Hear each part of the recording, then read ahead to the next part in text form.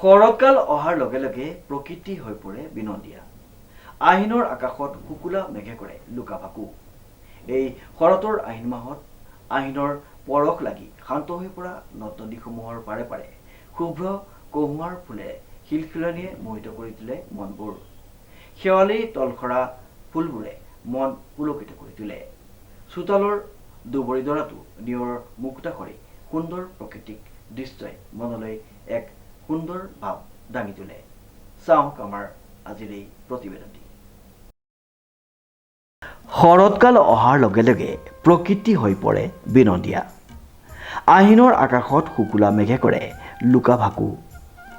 এই শৰতৰ আহিন মাহত আহিনৰ পৰশ লাগি শান্ত হৈ পৰা নদ নদীসমূহৰ পাৰে পাৰে শুভ্ৰ কহুৱা ফুলৰ শিলখিলনিয়ে মোহিত কৰে মনবোৰ। শেৱালিজোপাৰ তলসৰা শেৱালিৰ সুবাসে পুলকিত কৰে মন প্ৰাণ।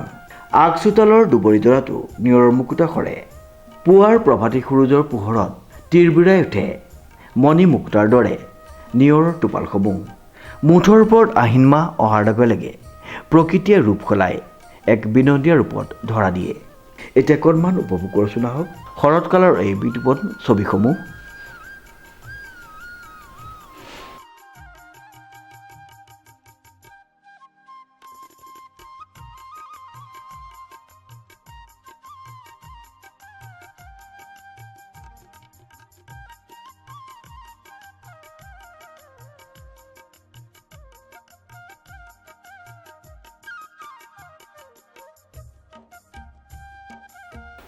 Bureau report news now.